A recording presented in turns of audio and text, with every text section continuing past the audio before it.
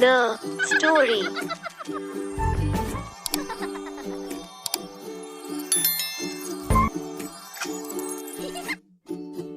गोपी हरि और देव नगदाहा गांव के निवासी हैं। वे काम की तलाश में जयपुर नगर की ओर जा रहे हैं। इस समय वे नगर से थोड़ी ही दूरी पर हैं। मित्रों, हम गांव से इतनी दूर आ गए लेकिन अभी तक कोई काम नहीं मिला। हाँ, एक सप्ताह पहले हम घर से निकले थे। अगर काम नहीं मिला तो हम क्या करेंगे?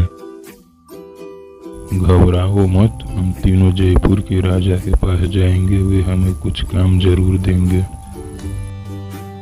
लेकिन राज दरबार तक पहुंचना कोई सरल काम नहीं है। अरे यह देखो, एक ऊंट इधर से कुछ देर पहले गया है। जमीन पर उसके पैरों के निशान दिखाई दे रहे हैं। चलो चलते चलते इसको ध्यान से देखेंगे। यात्रा में थकावट भी नहीं होगी और थोड़ा मनोरंजन भी हो जाएगा। इस ऊंट की एक विशेषता मैं बता सकता हूँ। मैं भी इसके विषय में कुछ कह सकता हूँ। मैं भी तुम दोनों से कम नहीं हूँ। आओ इस पेड़ के नीचे बैठकर ऊंट के विषय में बातें करते हैं। तीनों पेड़ के नीचे बैठ जाते हैं। दूर से एक व्यक्ति भागता हुआ आ रहा है। देखो, एक आदमी हमारी ओर आ रहा है। लगता है उसकी कोई मूल्यवान वस्तु खो गई है जिसे वह ढूंढ रहा है।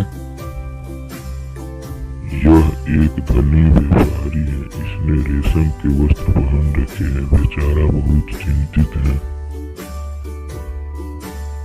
नमस्कार सज्जनों, मेरा एक ऊंट खो गया है। क्या आपने उसे कहीं देखा है?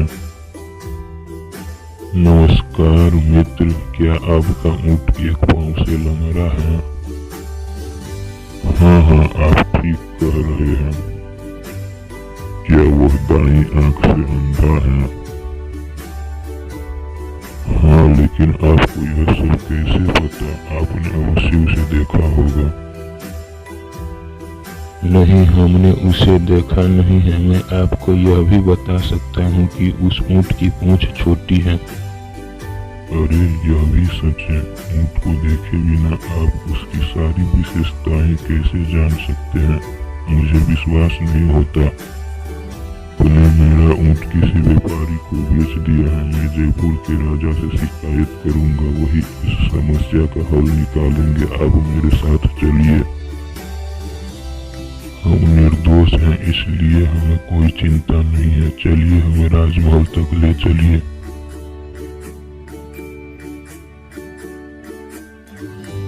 हम राजमहल आ गए।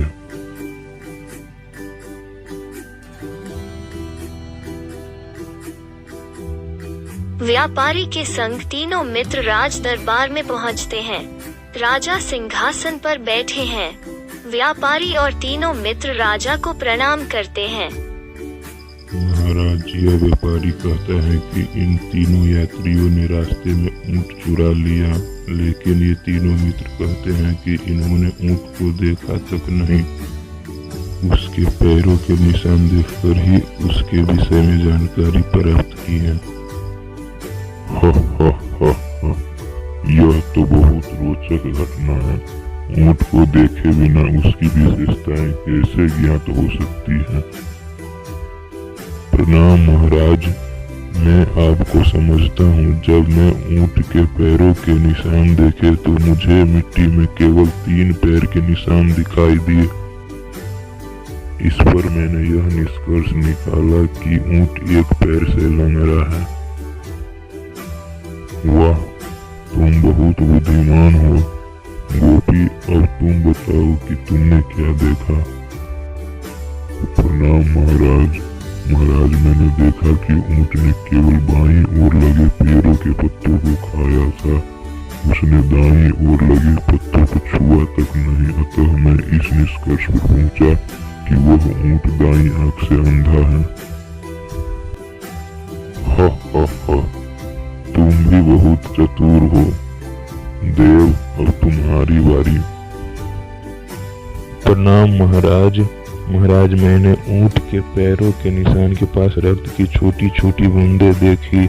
मुझे अंदाज था कि उसके एक पैर में घाव है और उस घाव से ही खून की बूंदें गिरी हैं। मक्खियों को पूंछ से नहीं भगा पाने के कारण ही उसका घाव ठीक नहीं हो रहा होगा। वह पूंछ से उन्हें उड़ा देता तो महाराज, मैं इस निष्कर्ष पर पहुंचा कि ऊंट की पूंछ छोटी है। तुम तीनों की बातें सुनकर मुझे विश्वास हो गया है कि तुमने ऊंट को न तो देखा है न ही चुराए हैं। तुम बहुत बुद्धिमान हो, अतः मैं तुम तीनों को अपने दरबार में मंत्री पद पर नियुक्त करता हूँ। तीनों मित्र प्रसन्नता पूर्वक प्रणाम करते हुए बोलने लगा, महाराज की जय हो।